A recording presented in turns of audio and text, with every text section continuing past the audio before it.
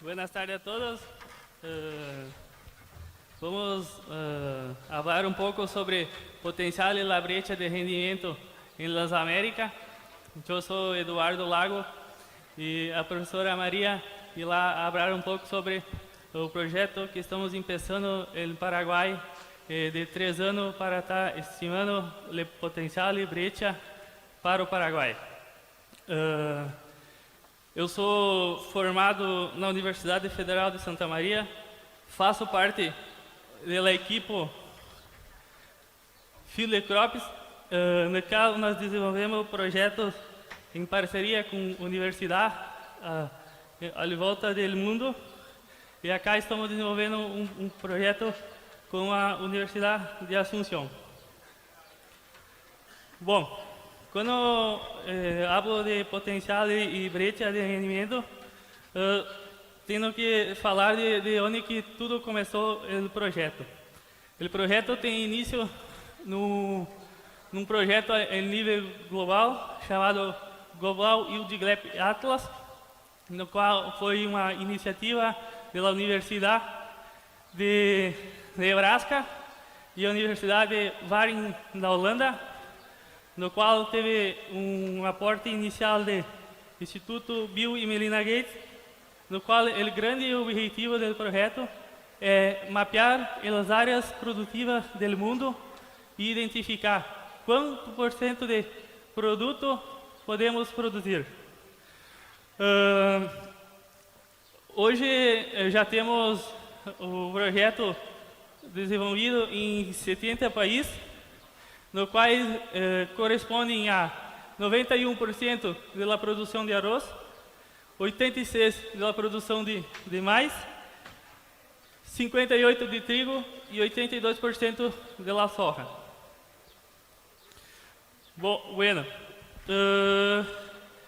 muitas vezes quando nós falamos de potencial, esse é um valor que devemos mirar. Cada ambiente, cada lavoura tem um potencial.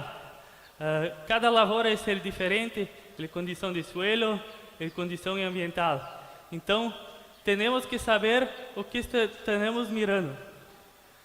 Eu sou filho de pequeno produtor e meu pai sempre falava, uma bacana não adianta dar 40 litros ou 20 litros. O que importa, no final, é a plata que sobra. Então, devemos mirar o potencial, mas muitas vezes não ser o potencial de rendimento que nos entrega maior lucratividade. Os trabalhos apontam que 70-80% do potencial é ser onde os produtores ser mais lucrativo ou ganham mais plata. Porém, o rendimento promédio de nós outros está em 3.000, 2.500, cambia com o ano. Com isso, temos uma grande brecha para estar quantificando e tentando diminuir ela para assim a gente produzir o máximo possível de maneira sustentável e, consequentemente, ganhar mais plata.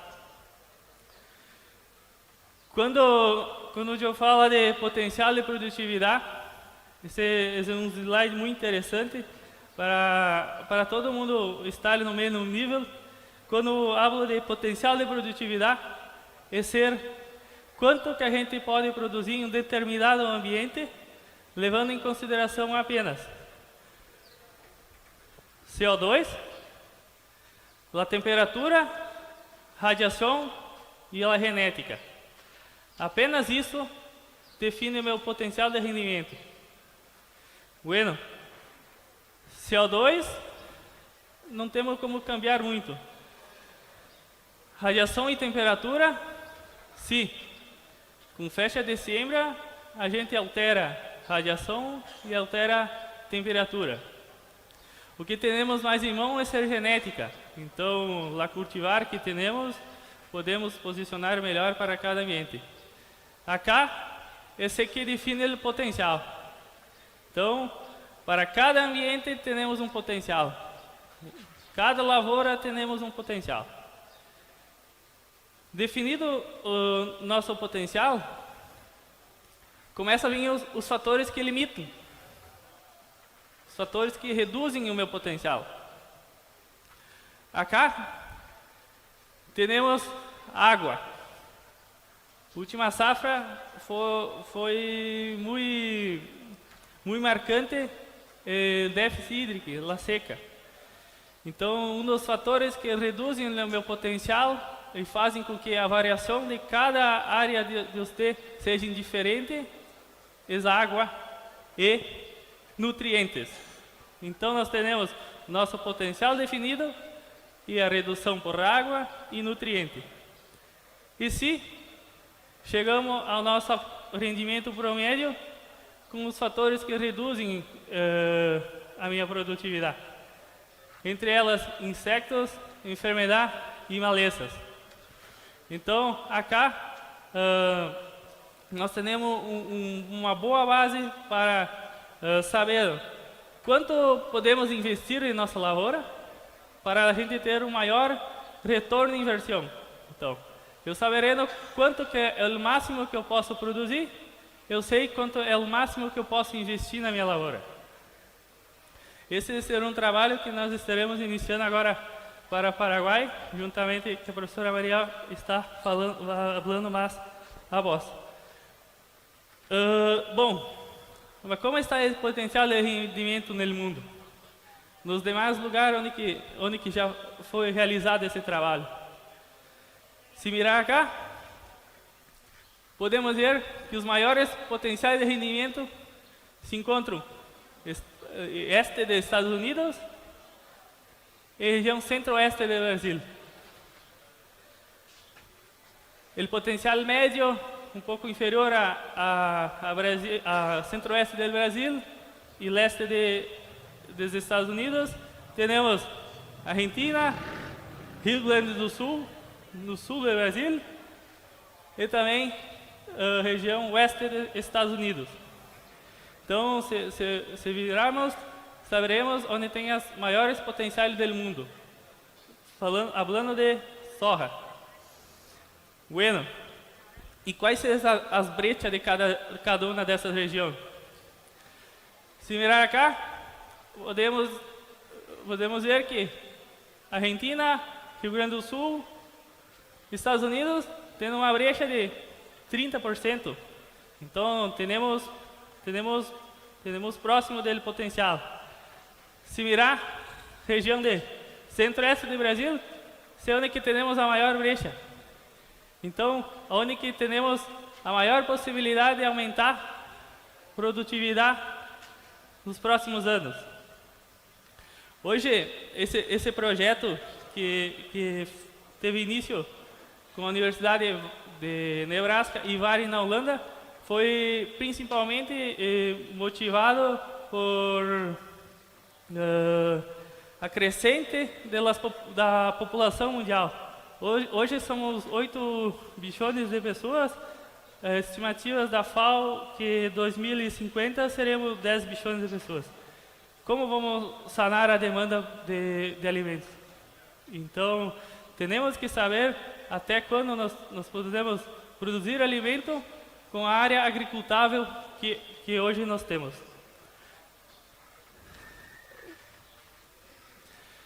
Vamos trazer um resumo dos países da América. Se mirar cá, o potencial em azul, arriba, podemos ver que o maior potencial está em Brasil, 5,4 toneladas por hectare. Depois, está em Estados Unidos.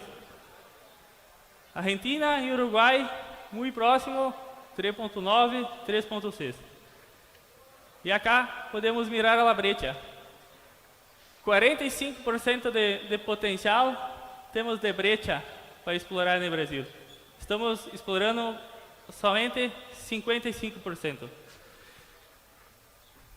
se mirar Argentina, Uruguai e principalmente Estados Unidos e pensar no 70% que 70-80% que os produtores têm maior lucratividade estão muito próximos. Então, o ajuste é mais fino. O Brasil, principalmente em Centro-Oeste, devido à boa disponibilidade de rua, podemos cerrar essa brecha de maneira um pouquinho mais fácil. Bueno, vamos mostrar por país como que está. O potencial é igual em todo o país, não cambia de regiões. Vamos começar por Uruguai. Se mirar cá, potencial sem limitação. Digamos que 100% da área de Uruguai fosse irrigada. O potencial médio, 6.600 quilos. Cambiando em país de 6.5, 6.7. Bastante uniforme. Primeira safra. Segunda safra, 5.7. Então, quando atrasa a semeadura, reduz um pouco o potencial. A fecha de sembra reduz um pouco o potencial. Se mirar, potencial limitado por água. Agora, apenas água está me limitando.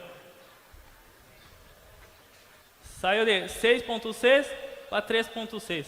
Então, uma grande redução pelo déficit hídrico.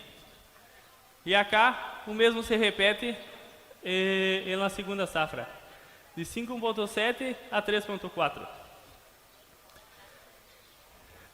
E como está essa produtividade média? Isso são dados médios do promédio dos últimos 30 anos. Então, para termos uma tendência, né? E não sim um ano específico que nem foi a última safra. Então, acá podemos ver que o promédio de países em 2.5, a primeira safra, porque temos uma lacuna de 1.5 toneladas. Então, temos ainda de la brecha 25 sacas de forra. Então, temos muito a trabalhar.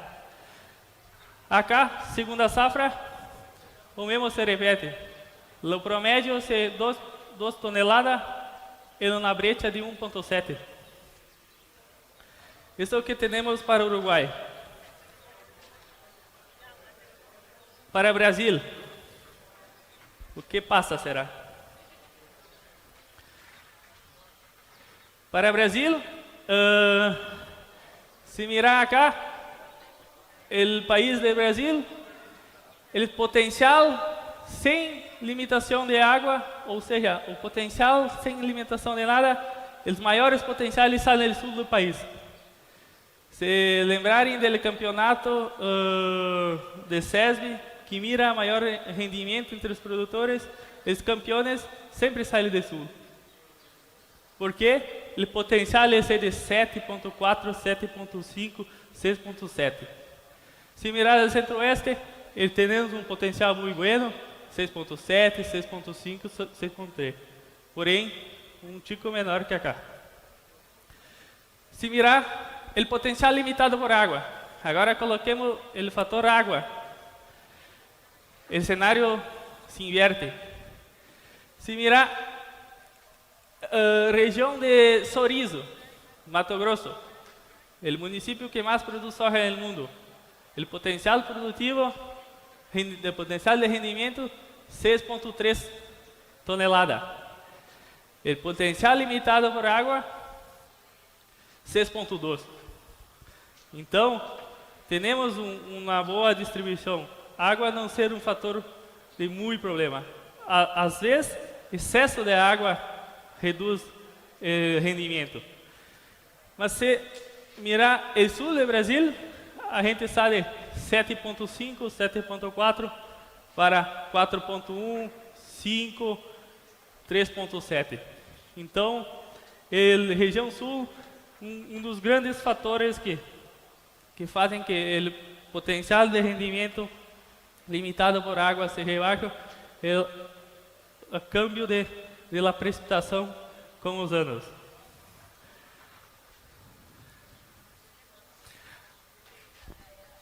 nesse mapa eu trago as pistas, ele mostrando em azules a brecha causada pelo déficit hídrico ou pela água, em verde por manejo, deixando de maneira mais visual a brecha muito grande em sul pela água e centro-oeste por manejo. E acá, trabalho da Data Farm no Brasil, mostrando a realidade da última safra. Com acá, a região sul, foi muito difícil, produtividade 37, 15, 10, produtores não cosechando, então foi um ano muito difícil, que acá fica muito visível.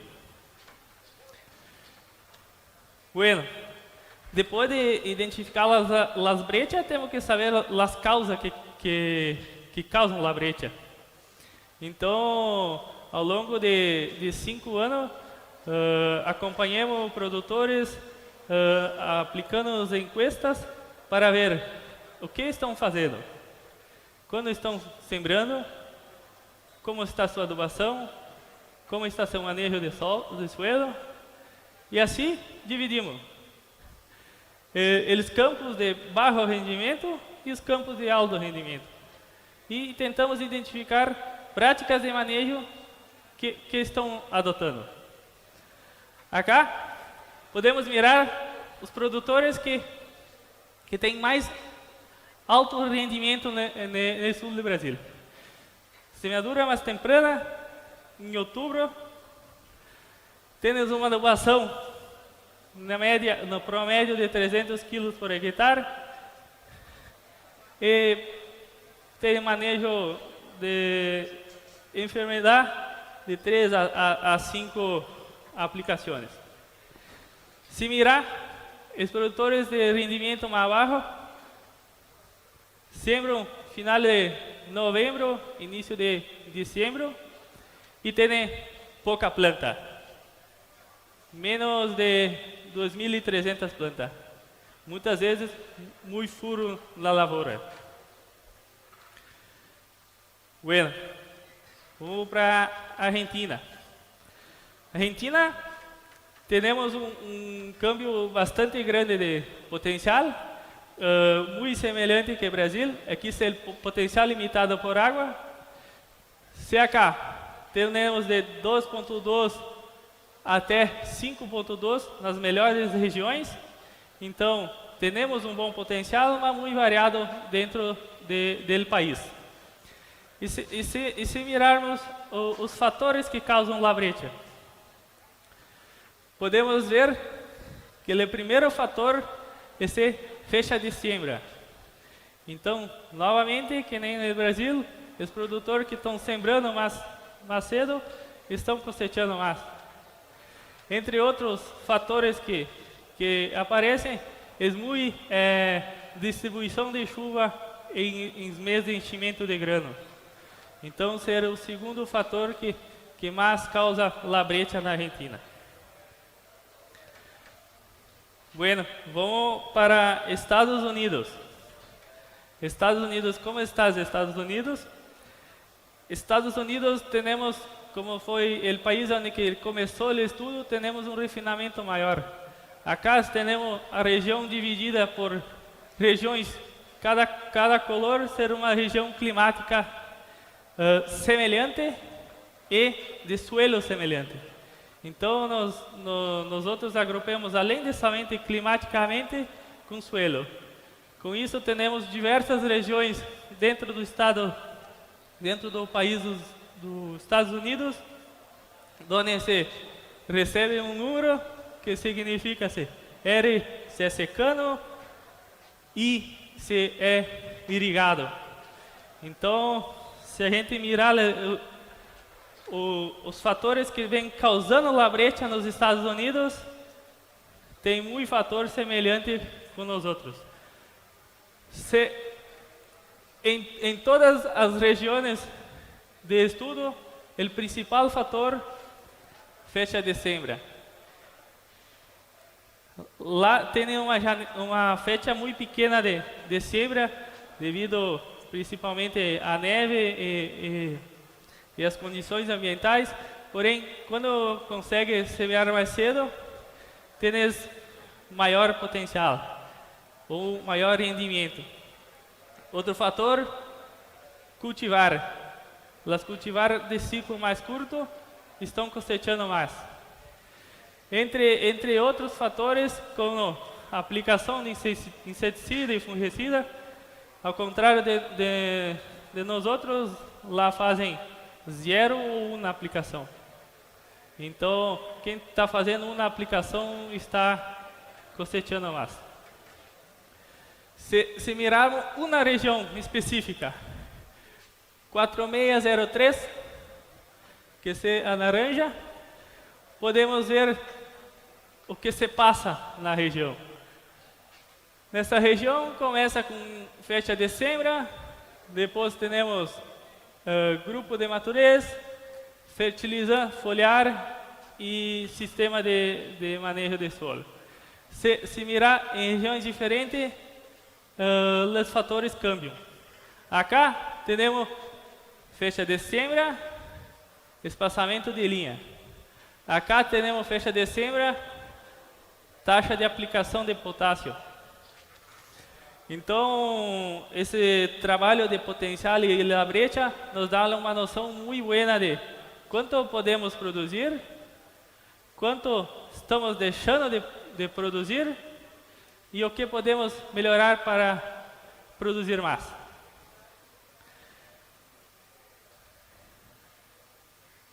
Agora eu vou passar para a professora Maria falar um pouco sobre o projeto que estamos começando no Paraguai. Buenas tardes a todos, un placer poder acompañarles esta tarde. Quisiéramos comentarles, ¿verdad?, cómo vamos a aterrizar esta iniciativa, este Atlas Global de Brechas de Rendimiento en Paraguay, un proyecto que está siendo ya realizado a partir de este año y que tendría una duración de 3 años. Antes que nada, quisiera hacer mencionar unos antecedentes, ¿verdad?, de cómo esto aterrizó aquí. Como bien sabrán, ¿verdad?, Paraguay es muy pequeño y al final todos terminamos conociéndonos de alguna forma, ¿sí? Entonces, en una conversación, ¿verdad?, en una presentación, un profesor de otra carrera de las ciencias atmosféricas salió a presentar un pequeño mapita como esto, ¿verdad? Y me surgió la idea de esto, ¿verdad?, de dónde está Paraguay. En estos mapas que tenemos aquí presentes, maíz, trigo, soja, en el cual podemos determinar, ¿verdad?, cuál es la brecha de rendimiento para estos 3 grandes cultivos a nivel regional.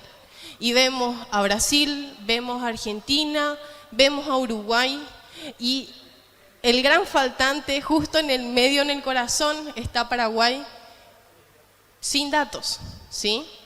Entonces, de ahí surgió, ¿verdad?, esta iniciativa.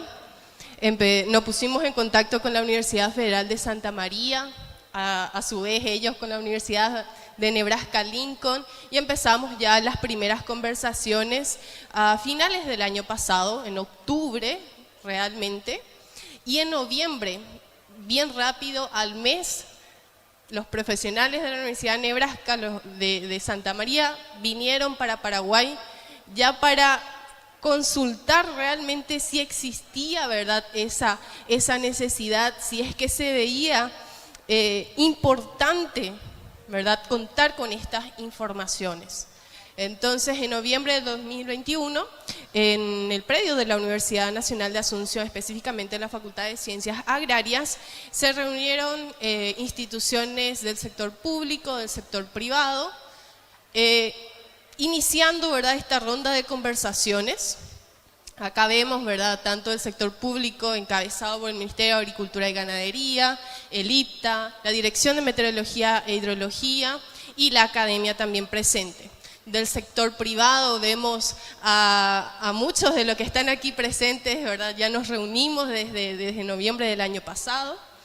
Y a partir de eso, en esa ronda de conversaciones, todos dijeron, estamos interesados, sería bueno poder aterrizar eso aquí a nivel nacional. Eso fue en noviembre del 2021. Entonces, ahí Navidad, entre las vacaciones de enero, igual continuamos las conversaciones y finalmente, en abril del 2022 se tuvo la segunda visita por parte, ¿verdad?, de la Universidad de Nebraska y de Santa María, de vuelta ya con todos estos actores que participaron desde la primera ronda de presentaciones y más inclusive, ¿sí? Porque se corrió la voz y empezaron a decir, nosotros también estamos interesados, ¿verdad? Y en abril de este año ya se empezaron a definir los acuerdos. ¿Pasamos? Entonces, en esta iniciativa vemos, ¿verdad?, que hay una amplia participación. No solamente estamos hablando de la academia, de docentes, de investigadores, ¿verdad?, planteando los temas de investigación, sino que esto surge a pedido y a solicitud, ¿verdad?, de todos estos actores, ¿sí?, que ven a este tema, ¿verdad?, como un proyecto que podría tener un impacto en el sistema productivo nacional. Entonces, estaría conformado este proyecto por la academia, sector público, como mencionamos, el Ministerio de Agricultura, el IPTA, el SENAVE, sector privado. Tenemos a empresas bien grandes, con amplia trayectoria, también acompañando esta iniciativa, y asociaciones de productores, porque finalmente todo lo que se ha levantado, ¿verdad?, todos los resultados que se vayan a obtener tiene que aterrizar, ¿verdad?, al sistema productivo, y eso implica, ¿verdad?, a los productores, llegar a ellos. No estamos hablando de cambiar todo, ¿verdad?, sino que es identificar realmente qué tan eficiente está siendo nuestro sistema productivo y dónde podríamos ir ajustando, ¿verdad?, aquellos detalles para poder reducir esa brecha que hoy día tenemos. Y no solamente estamos hablando por cultivos específicos, no nos concentramos en obtener un mayor rendimiento en la soja, específicamente de forma solitaria, o en maíz, o en el trigo, sino que estamos hablando de aumentar la eficiencia de todo el sistema, de todo el ciclo. Siguiente. Y aquí, por darle alguna cara, ¿verdad?, porque muchos de los que están dentro de esta iniciativa no pudieron acompañar, ¿verdad?, está el profesor Patricio Grassini y el profesor Juan Pablo Monzón, quienes están en representación de la Universidad de Nebraska Lincoln. Específicamente, el profesor Juan Pablo Monzón es argentino, ¿verdad?, y él lideró este proyecto en toda Argentina. Fue justamente en los comienzos de esta iniciativa, allá alrededor del 2010-2011. El profesor Allen Carzanon, ¿verdad?, por la Universidad Federal de Santa María. Aquí Eduardo es orientado también del profesor Zanon. Por mi parte estaría representando, ¿verdad?, el componente local por la Facultad de Ciencias Agrarias de la Universidad Nacional de Asunción, y el equipo Field Crops como Eduardo, Marcos y aquí algunos de los muchachos que están entre el público, que forman parte muy importante, ¿verdad?, de toda esta iniciativa. Y claro que ahora estamos a la espera de la designación, ¿verdad?, de todas las instituciones que fuimos mencionando, para también colocarle ahí las fotitos, los nombres, porque no somos solamente nosotros, sino que sería una amplia gama, ¿verdad?, de personas, de profesionales, de productores que van a hacer que esto realmente tenga un impacto positivo. Entonces, el modelo propuesto para este proyecto es una colaboración pública-privada, ¿sí?, con una duración de 3 años. Y aquí lo importante y que se resalta siempre, ¿verdad?, es que no es que Estados Unidos o Brasil, ¿verdad? Quiere mostrarnos a nosotros, ¿verdad? Quiere llevar a cabo ellos e instalar esto, no. Ellos quieren que nosotros, o la idea es de que esto sea desarrollado aquí en Paraguay, para Paraguay y por investigadores nacionales, investigadores paraguayos, en coordinación y en articulación con estas instituciones que ya tienen una amplia gama de experiencia a nivel internacional y que ya lo han llevado con éxito en 70 países a nivel mundial. Siguiente. Entonces, ¿qué es lo que haría este proyecto? Para empezar, como estamos hablando, ¿verdad?, de determinar el potencial de producción de nuestros sistemas, determinar las brechas de rendimiento que existen, ¿verdad?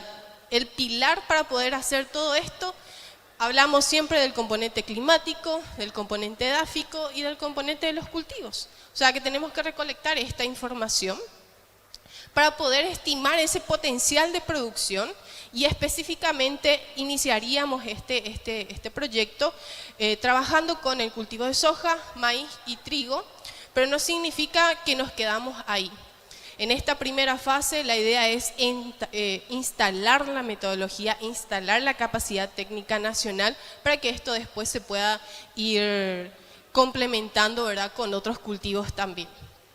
Determinar las causas de brechas de rendimiento y aquí hacemos énfasis también en que estas serían desagregados por tipo de productor. Sabemos, ¿verdad?, que el manejo que se tiene tanto para los pequeños productores o de la agricultura familiar es diferente, ¿verdad?, a la agricultura tecnificada. Entonces, esto también sería desagregado en función a esa temática. Y finalmente, ¿verdad?, identificaríamos opciones para poder incrementar la productividad del sistema. No estamos hablando de cultivos específicos, sino que estamos hablando de todo el sistema productivo. ¿Y para qué eso? Para poder cuantificar el impacto, ¿verdad?, el potencial de impacto en la producción a nivel nacional, en las exportaciones y los beneficios socioeconómicos que podríamos obtener con ello. Sería darle números, ¿verdad?, convertirlo ahí en dólares, así como mostró, ¿verdad?, nuestro colega anteriormente. Los números suelen llamar mucho la atención y nos da la fuerza, ¿verdad?, como para poder querer alcanzar eso. La primera fase estaría justamente destinado a la recopilación de toda esta base de datos meteorológica, edáfica, agronómica.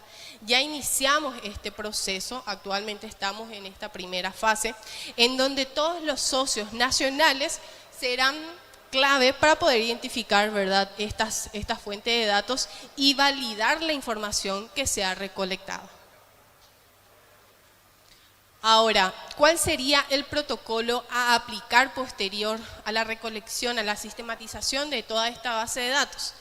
Bueno, vamos a delimitar unas zonas climáticas, ¿verdad?, las cuales dependerían, por ejemplo, del índice de aridez, de la estacionalidad de la temperatura, grados días. También, posterior a eso, a definir cuáles son las zonas climáticas que tenemos en nuestra área productiva, lo que haríamos sería determinar las áreas cultivadas por cada cultivo. En estos dos puntos ya tenemos algunos resultados preliminares, los cuales vamos a estar mostrando un poquito después. Las estaciones meteorológicas, las cuales nos van a proveer toda esa base de datos de precipitación, de temperatura a nivel histórico, ¿verdad?, aquí en Paraguay. La base de datos de suelos y la secuencia de cultivos, algo que justamente estábamos ya verificando hace un par de meses con todo el equipo y que realmente nos es grato poder venir a este tipo de encuentros, ¿verdad?, y ver justamente los datos que presentaban en el Chaco, ¿verdad?, la experiencia que tienen en el Chaco. Entonces, nuestra gran duda fue ¿Cuál es el sistema que se aplica ahí? Porque todavía no teníamos esa información. Entonces, hoy ya lo tenemos gracias a esta presentación. Una vez que tengamos toda esta base de datos, empezamos, ¿verdad?, un proceso de modelado. Vamos a utilizar modelos de simulación específicos, las cuales ya fueron calibradas y validadas, ¿verdad?, a nivel internacional y específicamente en Argentina, en Brasil y Uruguay, con quienes también tenemos variables muy similares, por ejemplo, en cuanto a la genética, los suelos y el clima, lo cual es positivo en este caso. Después, una vez que tengamos todos estos resultados modelados, vamos a cruzarlos, ¿verdad?, con los datos de rendimiento actual, lo que realmente nosotros tenemos hoy día en todas las áreas de producción, para todo este sistema. Y finalmente, al tener ya el conocimiento de cuál es el potencial en cada área productiva, ¿verdad?, y al tener realmente qué es lo que nosotros estamos produciendo hoy día, es fácil poder determinar cuál es la brecha, ¿sí? Tenemos una brecha de 40%, 45%, igual que Brasil. Tenemos una brecha similar a la Argentina con 31, 32, como Uruguay también. Eso es lo que queremos ver hoy día, ¿sí? Eso es lo que nos planteamos como objetivo para estos 3 años. La segunda fase, ¿sí?, se realizarían pruebas de campo, recopilación de datos mediante encuestas, porque una vez que obtengamos los resultados modelados, tenemos que ver si realmente eso se cumple en campo, ¿sí? Entonces pasaríamos para esa segunda fase a determinar específicamente eso, llegar en campo y ver si es que eso realmente se traduce en la realidad. Y una tercera fase en la que nosotras no solamente nos quedamos con la información de, bueno, tenemos esa brecha de 45%, ok, es un dato muy importante, pero le vemos mucho más importante a eso y que se complementa es, ¿por qué? ¿Qué es lo que está haciendo que nosotros tengamos una brecha de 45%? ¿Cuál es el problema? El problema es la fecha de siembra, el problema es el grupo de madurez que estamos trabajando, el problema es el suelo, la fertilidad, el manejo que le damos. Entonces, la idea es responder también a esas preguntas. Y justamente en julio, ¿verdad?, de este año tuvimos nuestra tercera reunión, nuestro tercer encuentro, en el cual nosotros ya iniciamos la fase 1, así como había comentado previamente, mediante el taller marco metodológico del Atlas de Brechas de Rendimiento Global en Paraguay, en el que fue presentado todo este protocolo que a grandes rasgos y superficialmente fui citando, fue presentado.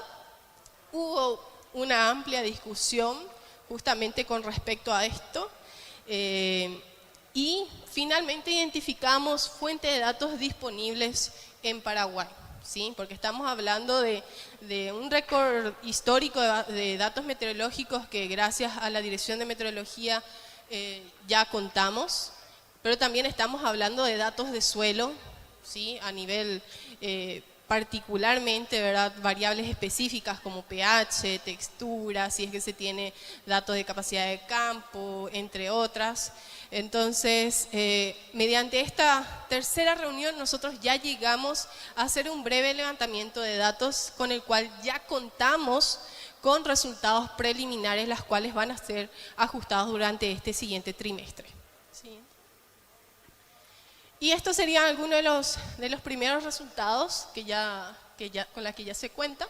En el primer gráfico vemos las áreas productivas, ¿verdad?, de soja, en el siguiente maíz y el tercero trigo.